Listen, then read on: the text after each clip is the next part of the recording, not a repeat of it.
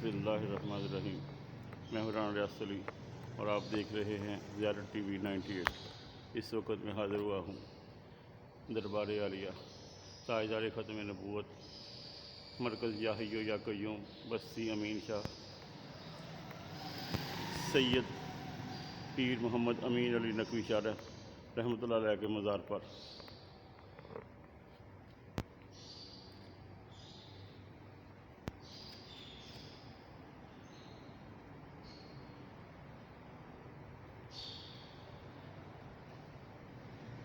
آپ ختم نبوت کے بہت بڑے داعی تھے اور آپ نے اپنے رسالے میں اپنی کتابوں میں یہ قادیانیوں کی کالے کرتوت ظاہر کیے تھے، اور آپ نے ان کو مناظرے کا چیلنج بھی دیا تھا کہ اگر تم سچے ہو تو ہمارے ساتھ بیٹھ کر مناظرہ کرو، لیکن کوئی بھی آپ کے ساتھ مناظرہ کرنے کے لیے نہیں آیا۔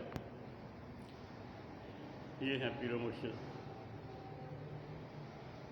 پیر سید محمد امین علی شاہ نقوی صاحب رحمۃ اللہ علیہ۔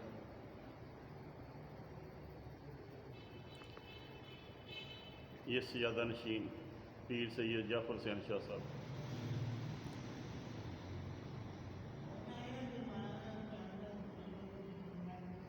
یہ آپ کا مزار بہت خوبصورت طریقے سے بنایا گیا ہے۔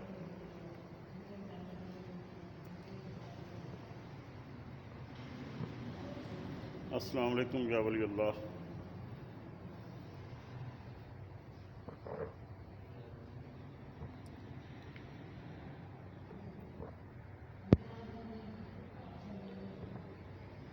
آپ کا سن وصال 6 صفر المظفر 1429 ہجری بمطابق 14 فروری بروز جمعرات 2008۔ مجھے آپ کے ساتھ بہت عقیدت تھی، بہت لگاؤ تھا، اور میں آپ کی بہت سی مجلسیں اٹینڈ کرتا رہا ہوں۔ ہر پیر کے پیر یہاں پر اللہ کا ذکر ہوتا تھا۔ میں اپنے بزرگوں کے ساتھ یہاں تشریف لاتا تھا،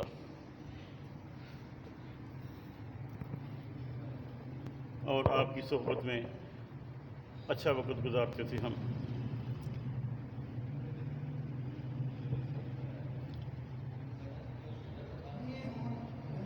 آپ نے بہت سی تصانیف کی ہیں، بہت سی کتابیں لکھی ہیں، جن میں عشق محمد اور محمد ہی محمد سب سے اچھی، سب سے یعنی معتبر کتابیں ہیں۔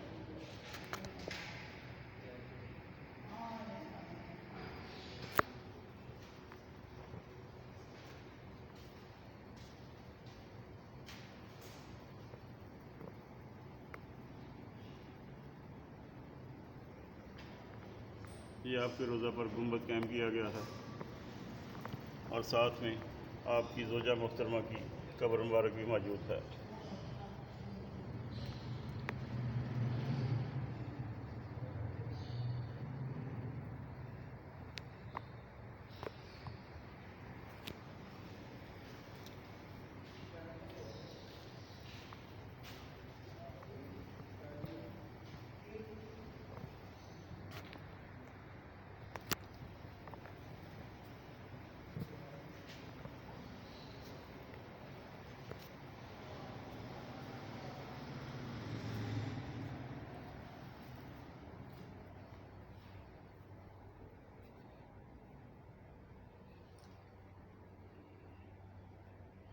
یہ پیر سید ناصر شاہ کرنی والے پیر کی قبر مبارک ہے۔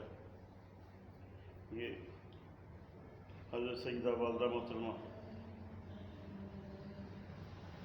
محمد امین نقوی رحمۃ اللہ علیہ کی والدہ کی قبر مبارک ہے۔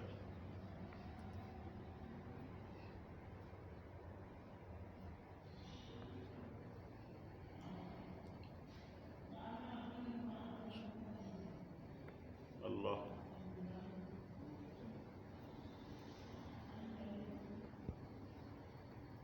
حق یا رسول اللہ۔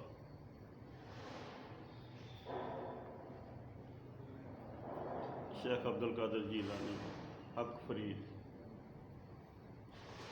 یہ آپ کے بازار کو پنجتن پاک کے ناموں سے سجایا گیا ہے، اور جتنے بھی اس امت کے اکابرین جو آپ ہمارا سرمایہ ہیں، امت مسلمہ کا سرمایہ ہیں، ان کے نام لکھے گئے ہیں۔ یہ پنجتن پاک کے نام ہیں۔ یہ حضرت علی المرتضیٰ حق یا علی یا فاطمۃ الزہرا رضی اللہ تعالیٰ عنہ السلام علیہا یا حسن یا حسین علیہ السلام.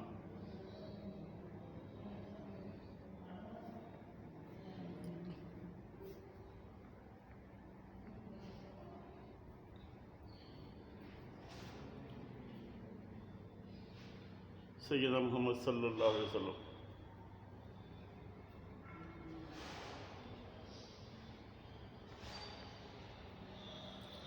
حق جاریہ.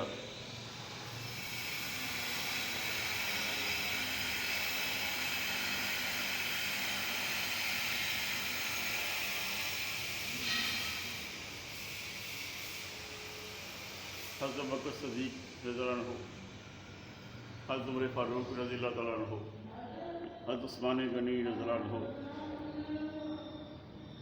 مولا کائنات حضرت مولا علی علیہ السلام رضی اللہ تعالیٰ عنہ.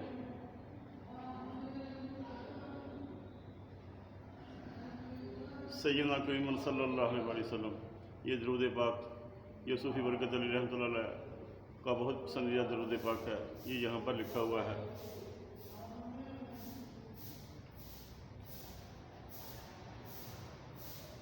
پیغام نقوی یہ ہے کہ 2 حرفی پیغام ہے. کسی کو برا مت کہو، خود کو برا مت سمجھو.